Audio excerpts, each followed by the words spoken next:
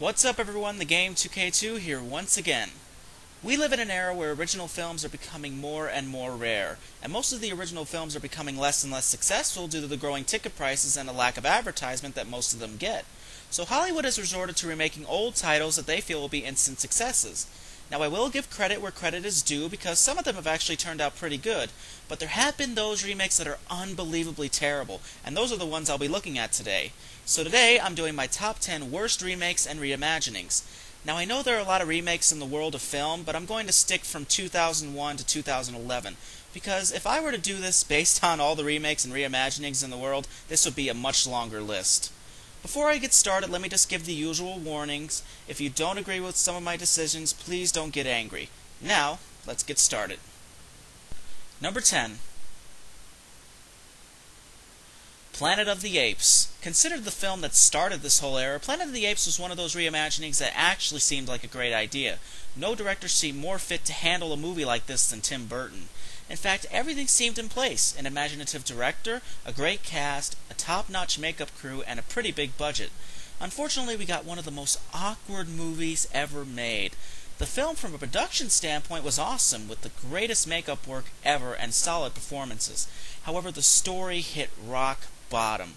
Tim Burton pretty much took the original story but added his own style to it. But the two styles don't blend that well together. This film ends up looking like anything but a Tim Burton film. In fact, many fans keep forgetting that this film is actually made by Tim Burton. But again, it really is the story that's the problem. The story is terribly written because you don't really get to know any of the characters, aside from Mark Wahlberg's character. And most of the drama comes off more funny than emotional. So yeah, great idea, but doesn't come close to living up to its expectations. Number 9. A Nightmare on Elm Street. I don't know why, but when a remake of Nightmare on Elm Street was announced, I was actually looking forward to it. Granted, it did take a little time to picture someone else besides Robert Englund playing Freddy Krueger, but I was actually really excited to see it in theaters. The problem here is that this remake doesn't do enough to make it worth watching. A good portion of the film is pretty much copied and pasted from the original, just with new actors. And the new stuff that they do manage to put in just lands flat on its face. They made Freddy Krueger both a child murderer and molester. The child molester idea was actually a scrapped idea that Wes Craven had when he was writing the first film, and it's obvious why it was scrapped too because it digs way too much into the character. I've said this before and I'll keep saying it, the less you know about the killer, the better we all find them to be. The only thing we knew about Freddy Krueger's past in the original film was that he was a child murderer, and that's all we really needed to know. We didn't need a 10-minute backstory like this film contained. So overall, it's a terrible film, avoid at all cost. Number 8. The Eye. The 2008 film was actually a remake of an Asian film of the same name, which came out in 2002. Obviously, the creators felt like capitalizing on the popularity of the Ring remakes. The original film was much like the original Ring films, not in terms of story, but in terms of creativity, the clever storyline, and some really legitimate scares and creepy moments. And seeing how well the American remake of the first Ring was, I was actually looking forward to seeing how the American version of The Eye would turn out, but it turned out to be very bland. The story wasn't all there, the scares were non-existent, and Jessica Alba, as beautiful as she is, was the worst actress they could have chosen for the lead role. And it is very sad when you compare it to The Ring, where everything was given every bit of attention by the director and cast, and yet with The Eye, it feels like the creators just fell asleep during production. There was so much potential there, but none of it lives up to what it could have been. Number 7. Mr. Deeds. This is a remake of the 1936 film Mr. Deeds Goes to Town. Mr. Deeds Goes to Town is considered one of the funniest comedies of all time. This is during a time when comedies were a lot more classy and didn't have toilet humor. And on that note, we have this remake. Don't get me wrong, I have no problem with Adam Sandler. He's proven in recent years that he is more than just a comedian and can be a very good actor. That doesn't mean he doesn't fall off the horse once in a while when it comes to his roles. The film is just 100% toilet humor with no soul whatsoever. While Big Daddy, Happy Gilmore, and 50 First Dates had their fair share of toilet humor as well, there was a heart in those films which made us really view them differently. Mr. Deeds, on the other hand, doesn't do that at all. It's just bad joke after bad joke after bad joke, and it just keeps going on for 90 minutes. Again, I like Adam Sandler, but this is all the way down there with Little Nicky, and that's not even close to being a good thing. Number 6. The Stepford Wives. You know, I don't remember the original Stepford Wives being a bad comedy. In fact, I remember it being a good and rather creepy film, which begs the question on what the hell Frank Oz was thinking when he decided to direct it, and what the hell a great actress like Nicole Kidman was thinking in starring in it. The original, in my opinion, is an underrated film that didn't get nearly the amount of attention it deserved, which is one of the reasons why I thought a remake would be a good idea, because it would bring interest into the original. I like the fact that Frank Oz was directing it because he is a very creative guy, and I like that Nicole Kidman was taking the lead role because she is a great actress. But what should have been a serious and creepy movie turned into a comedy and completely butchered everything that the original film was. Frank Oz's intentions was obviously to bring the story into the modern world, but for some strange reason he made our modern world very outrageous and totally unrealistic, which doesn't help.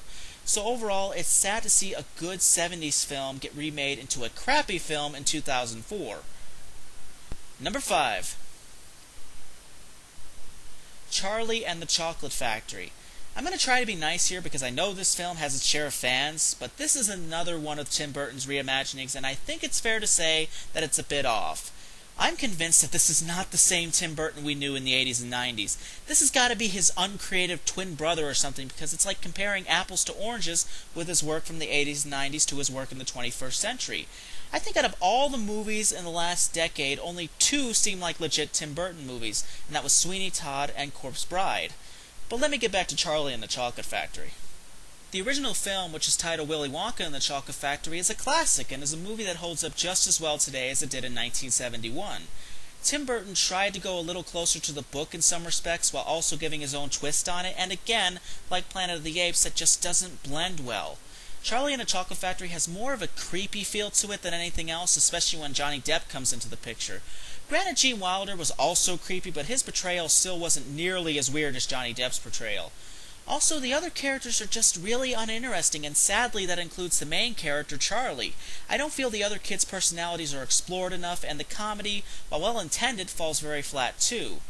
So when it comes to Charlie and the Chocolate Factory, just stick with the original and avoid this one.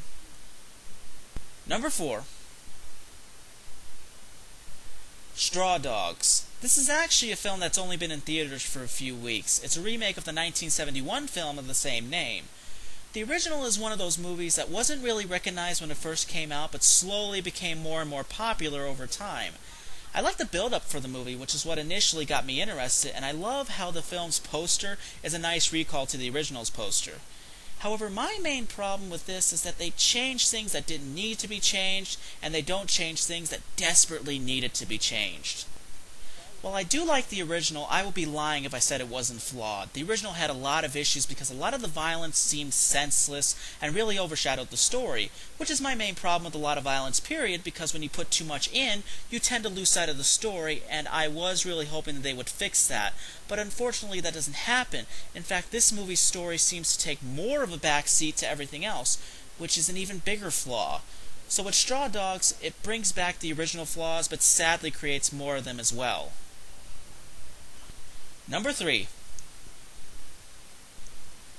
Black Christmas. I really didn't intend for so many horror films to take up so much of this list, but it's easy to do when 90% of the remakes from this generation are from that particular genre. Again, another 70s film remake, and like always, the original was actually okay. But in all honesty, out of all the great movies to come out from the 70s and 80s, Black Christmas was really one of the weaker movies on that list. It's good, don't get me wrong, but when you compare it to Halloween, The Exorcist, and Poltergeist, it doesn't hold up as well. However, it was pretty easy to figure out that this remake was going to be terrible, because when the original is about murdering women, you know that's going to turn out bad. Because in most horror movies today, women aren't allowed personalities, usually have about as much brains as a doorknob, scream until the audience's ears can't take it anymore, and I'm convinced that directors tell all of them to totally forget how to act. That's pretty much sums up this remake. I know this might sound off topic, but I do find it ironic that in the 70s, when women throughout most of the world were still fighting for equal pay and certain rights, were playing the smart and dominant roles in a lot of the horror films, and yet in the 21st century, where women are now playing a big role in business and politics, are back to playing the brainless characters in the horror genre. But that's my problem with Black Christmas. It's a pointless film that's nothing more than murdering women. That's it. Number 2. Walking Tall. I think most will agree that out of all the wrestlers to go from the ring to the movie screen, The Rock has definitely done the best because he actually is a good actor. To be honest, I didn't care for the 1973 original. However, I thought with the remake they would be able to make the story better. Walking Tall is actually based on a true story, however the whole bit with him carrying a big stick is actually completely false. That was made up by the creators because the man that the movie is based on, Buford Pusser, although the remake he's renamed Chris Murphy, never carried a gun in the first year as sheriff, so the creators wrote him in as carrying a big stick. I hated that addition because it made the whole movie seem unrealistic, and I was hoping that the remake would get rid of it, but it became clear right away that they didn't due to the posters and the trailers. But I gave the movie a chance, but they changed a lot from the original story, and the movie actually comes off even more unrealistic, which hurts it badly, especially since it's based on a true story. It's sad, too, because The Rock does give a good performance, and the rest of the cast is pretty good, too, but the story is terrible and makes the movie really unwatchable. And number 1. Rollerball. Chances are you've never heard of this film. You might think you're living under a rock, but let me tell you, it's a rock worth living under. The original came out in 1975 and is surprisingly a movie that I first watched when I was a kid and still actually like to watch today. The sport they play is pretty much the futuristic version of roller derby with some intense changes like them riding motorcycles on occasion. It was a simple story based in the future where the league tries to force one of their most well-known players to retire, but his refusal forces them to go to extreme measures to get him out of the sport. The plot actually worked. The remake, on the other hand, not only changes the story, now it's based in the present, and it's a new sport where the promoters want nothing more than violence in the sport. Again, it's supposedly based in the present, even though you won't actually know that when you actually see them playing rollerball. The film was made in 2002 and is based in 2005. The creators must have expected a huge technological advancement in 3 years. To top it all off, the plot is absolutely stupid and really pointless. At least with the first movie, the story actually made sense and kept you interested. In this film, the story is almost invisible because you probably won't even know what the plot is about once the movie ends. This is a film that I actually didn't sit down to watch until well after its release on DVD, and I really wish I hadn't watched it at all. Well, that's my top 10 worst remakes and reimaginings.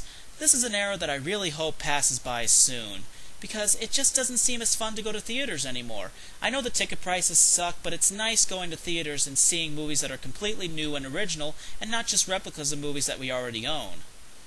Well, everyone, that's it for now. Thank you so much for listening, and I'll see you next time.